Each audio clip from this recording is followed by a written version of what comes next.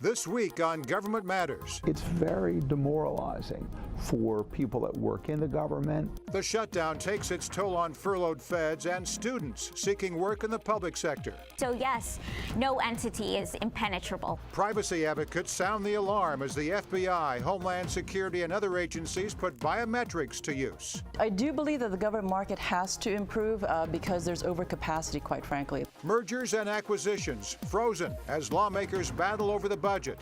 Government Matters starts right now. From ABC 7 and News Channel 8, this is Government Matters.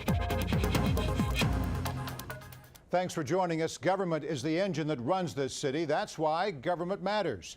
Every Sunday we'll bring you the week's top headlines in tech, security, and management. I'm your host, Morris Jones. Topping headlines this Sunday, the impact of the first government shutdown in nearly 2 decades. Defense Secretary Chuck Hagel ordered nearly all of the department's 350,000 furloughed civilian workers back on the job. The CIA also furloughed a significant but undisclosed number of workers when the shutdown began. This week, Director John Brennan called many of those employees back. Other agencies have followed suit. Meanwhile, the shutdown is creating a ripple effect in the contracting community. Lockheed Martin announced it would furlough 2,400 workers. The shutdown closed several defense conferences. It also pushed back some notable industry events. GCN's 26th Annual Awards Gala will be moved from October 16th to November 19th.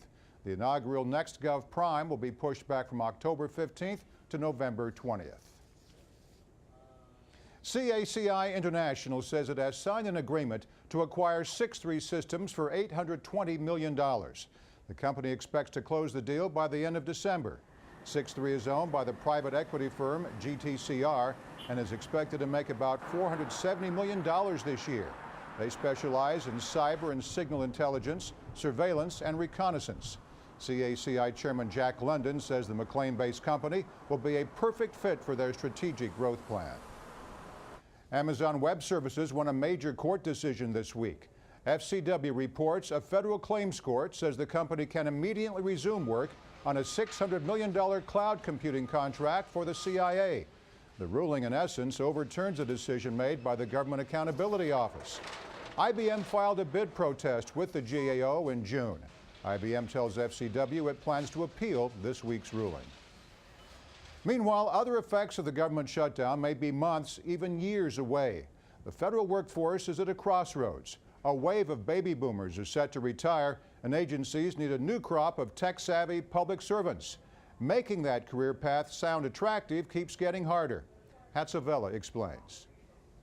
Pay freezes, furloughs, and now a shutdown. Edward Furlaren is watching it all closely. In his last semester at George Mason University, Furlaren will get a master's degree in public policy and hopes to work in the public sector. A lot of people make that decision to go into public service as opposed to private sector because there's a certain amount of security that comes with getting a government job. But instability in Washington, he says, is certainly a cause for concern for those looking for job security. It's very demoralizing for people that work in the government, and it's certainly not encouraging for young people that are thinking about where they want to work. Dan Gordon is Associate Dean for Government Procurement at George Washington University. He helps train lawyers who will deal with government contracts. I continue to believe that working for the federal government is a terrific form of public service. Gordon served in the Obama administration as the president's administrator of federal procurement law. He admits right now it's tough to convince students the federal government is a good career path. The more we have problems in the federal government, the more we're going to lose those really good young people who could serve the federal government. But Gordon remains optimistic. Government will continue to hire a new crop of workers as others retire, he says. We talked about the stages of obtaining intelligence. Back at George Mason, Furlaren's professor, Bob Dietz, thinks the applicant pool may weaken, not just because of gridlock in Washington, but because of the application process. Too much paperwork, he says, too much disclosure, and sometimes an ugly hearing on the Hill. I think working for the government can be, and often is, enormously satisfying. Yes, his students are concerned. I think the principal issue to be concerned about is a matter of trust. But they're hopeful. There's still a certain level of trust that we have in the United States system, the United States government, we know that things are going to get better. There is hope. In Washington, Hatsovella for Government Matters. Now some top names making headlines this week. Ashton Carter, the Pentagon's second in command, says he will step down in December. He served for 2 years under 2 secretaries of defense. In a written statement, Carter says he planned this announcement a long time ago, but waited because of the government budget impasse. Carter says he's ready for his next challenge, but gave no indication what that challenge might be. The U.S. Postal Service has a new executive. FedScoop reports James Cochran, a 39-year veteran, will assume the role of Chief Information Officer. He's replacing Ellis Burgoyne, who left that position October 1st. We'll turn from headlines to tech, straight ahead on Government Matters. Iris scans and facial recognition software fall into a classification of new tech called biometrics. They might be coming to an agency near you. We'll explain in 2 minutes.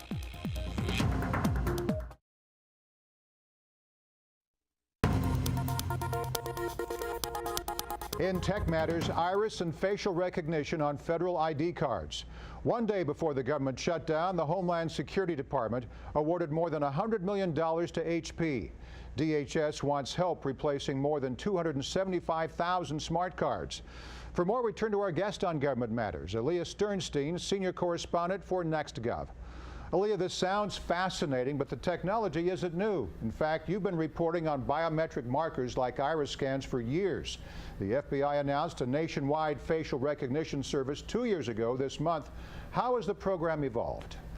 Right. Well, this FBI system is replacing and expanding on the FBI fingerprint system that has amassed about 70 million prints so far. The goal is to obtain just as many mugshots from state and local police departments so that if there's a crime scene and you have an iPhone image of someone who appears to be the culprit or might know the culprit, or if you have surveillance footage, you can cross-check with the FBI's mugshot database and find that missing link. This is not just for faces or even just for irises. The next phases will bring in tattoos, scars. There's even been discussion, though it's not officially part of the project, of using vocal recognition in the future. And the irises are actually coming from, again, the state and local police who for years have been ingesting irises at prisons. When inmates are incarcerated, they are photographed, and when they are released, they are again photographed to make sure that the prisons are not releasing the wrong individual. Also, this is a safer way to take a head count. So high-tech, we'll see how my barbed wire tattoo matches up with other barbed wire tattoos. Last year, DHS started testing this technology on suspected illegal immigrants at Border Patrol stations. Why? Did DHS have a goal in mind, or were they simply testing this technology out? Well, they were experimenting at Border Patrol stations in Texas to see if they could accurately and quickly confirm the identity of apprehended, suspected illegal immigrants when they book the individual, and again when they let the person go, whether this is for deportation or just to let the person go free. Now let's fast forward to this month. The HP contract means biometrics will be on federal smart cards. According to contract papers, Homeland Security wants to replace more than 160,000 cards this year and another 116,000 next year. How will this system work? Well, at first it'll work just like the Pentagon's identification card, which is embedded with fingerprints and allows one to access military facilities, log on to computers. As the price of iris recognition technology comes down, becomes easier to use, the cameras become cheaper, what you'll have is an employee put a smart card into a computer, flash their eyes, and instantly be able to sign on to their DHS account. What happened was DHS had an inkling that eventually there would be official standards from the government instructing agencies on how to incorporate iris recognition into personnel IDs. And so when DHS started competing this project in May, it said, okay guys, if you want this work, you have to give us a technology that will one day be able to comply with standards for iris recognition. Now, Aaliyah, let me interject here. Privacy advocates have plenty of concerns about this technology. I'd like to raise one of them here. You write, Jennifer Lynch, a staff attorney at the Electronic Frontier Foundation, a digital rights group, found the concept of a privately run national iris network disconcerting because of the many recent data breaches at businesses. Lynch says you can change your credit card data, but you can't change biometrics. This data has to be stored somewhere. What does that mean? Can it be hacked, Aaliyah, or what? Well, software security companies are hacked every week, if not every week, then every day. Adobe was just hit up for 2.9 million customer records. The government is a big customer of Adobe. Not only did the intruders get away with the personal information of some very important people, they also got away with some source code from Adobe. So yes, no entity is impenetrable. All right, well, stay on top of this for us. I was just kidding about my barbed wire tattoo. Don't have one. Aaliyah Sternstein, senior correspondent for NextGov. Thanks, Aaliyah. Thank you. We'll turn from tech to security straight ahead on Government Matters. NIST, the National Institute of Standards and Technology, is closed. There's just one operation impacted by the shutdown.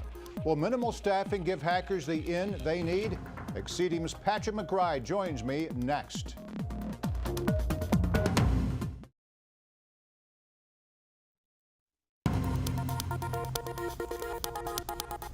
In security matters, the government shutdown and American cybersecurity. Many federal agencies have only skeleton crews in place. Will hackers try to seize on that opportunity? For answers, we turn to our guest on Government Matters, Patrick McBride, Vice President of Marketing at Exceedium and co-founder of Meta Security Group. Patrick, let's back up to last week. U.S. CIO Steve Van Rokel told the Wall Street Journal he's worried the shutdown will create an opportunity for hackers. Here's a quote. If I was a wrongdoer looking for an opportunity, I'd contemplate poking at infrastructure when there are fewer people looking at it. Do you share those concerns? I do, Morris, and many of the chief information security officers that at our clients in the federal government are also worried about that same thing. You've got a different aspect to that as too. Not only the skeleton crew issue, but in the shutdown, for centuries we've known, in fact, that insiders have been motivated by a couple of the same factors. I mean, we've known this forever: money, ideology, ego, and even coercion. And with the shutdown, at least three of those, the first three, are in play. The National Institute of Standards and Technology, or NIST, is one group impacted by the shutdown. Their website featured this message.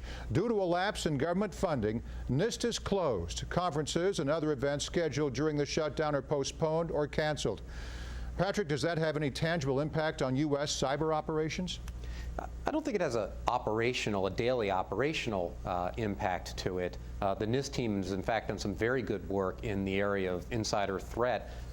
Some recent regulations that they released this past year, in fact, directed a lot of the agencies to turn up the controls that they have in place to fight against that. But that's really a policy-setting scenario. So the skeleton crews and some of these triggering events that could cause insiders to do wrong are probably more impactful than the NIST website being offline. Still, this shutdown could have a lasting impact on the federal IT landscape. As you heard earlier, public policy students are concerned about what awaits them after graduation. What about contractors? Does it have a chilling effect on your firm's ability to recruit? I think we're fortunate that we have both a government client base and a commercial client base, so it hasn't really impacted our ability to recruit talent. That's continued to be hard to find exactly the right people in cybersecurity to service our clients. So it's always difficult, but I don't think this is going to impact it anymore. That said, certainly the large government contractors and with their services contracts have been impacted, and the folks at the agencies are worried about not only their employees potentially doing the wrong thing, but possibly, disgruntled folks at a contractor as well. Well, meanwhile, cybersecurity legislation remains stuck in Congress. Do you think the shutdown will give it some traction or put it in a deeper rut? I think it puts it, as much as we can tell, I think it puts it in a deeper rut. I mean, really? There's going to be a lot of, there's a lot of things, when things come back on, whether you're turning on your computer systems or firing up the legislative machine, I think everything's going to be backed up. The rippling effects are so fascinating. Unfortunately, we have to watch it follow through. Patrick McBride with Exedium. Thanks for being with us. Thank you, Morris. We'll turn from security to management, straight ahead on Government Matters. Defense spending is expected to level off in the coming years, but what about mergers and acquisitions? For the time being, many in the government sector remain frozen in time. Our M&A forecast next.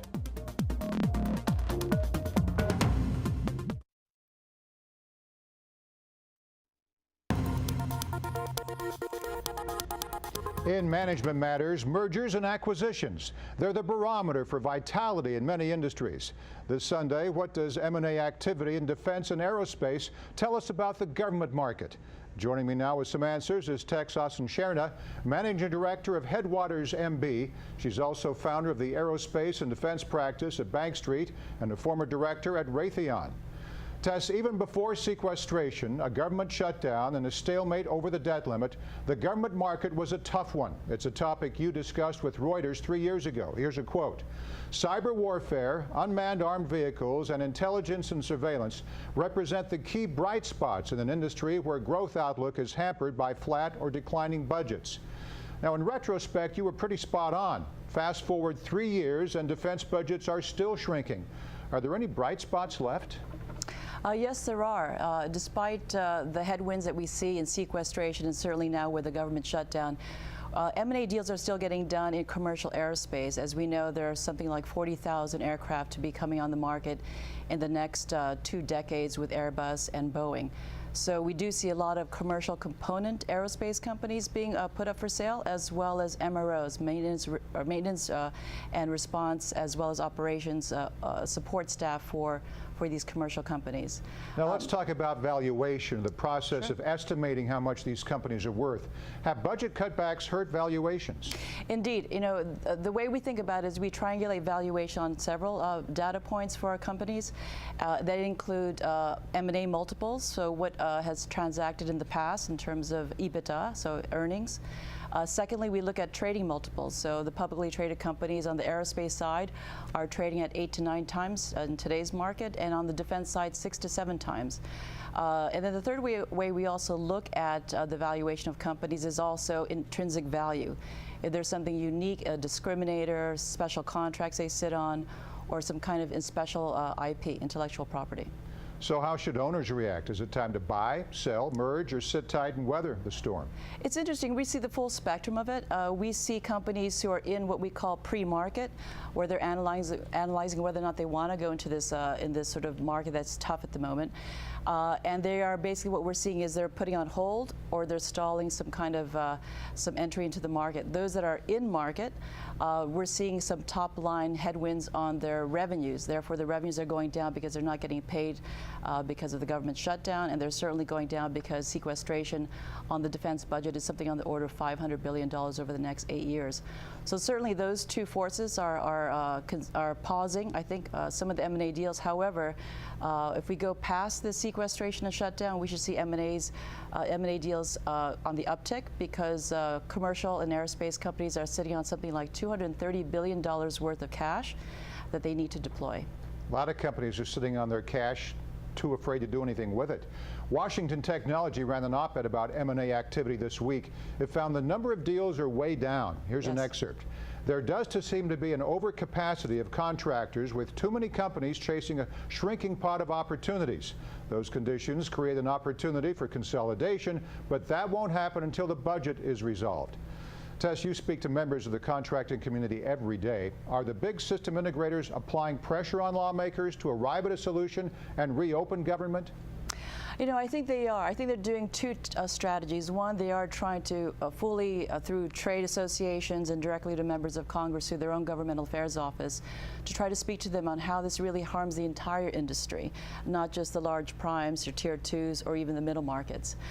Secondly, we also see them having a proactive strategy, meaning they're trying to diversify their revenues into international markets, and then also into healthcare, Fed IT, things that are adjacencies to their current portfolio of businesses. Briefly, and here's the bottom line question, do you see the government market improving anytime soon? Well, I do believe that the government market has to improve because there's overcapacity, quite frankly. There are a lot of producers of aerospace and defense tier 2s and tier 3 components. There's a lot of consolidation that needs to happen, quite frankly, in the cybersecurity area. We still heavily rely on C4ISR to prosecute wars. And so in order to, with limited budgets, they have to have more consolidation because not everyone's going to win in this game. So we need larger companies, and the ones who may not weather this storm, unfortunately, may also have to go into other kinds of processes like restructuring. It's good to get your insight. Tess Oxenstierna with Headwaters MB. Thanks. Pleasure. We'll turn from management to final matters straight ahead.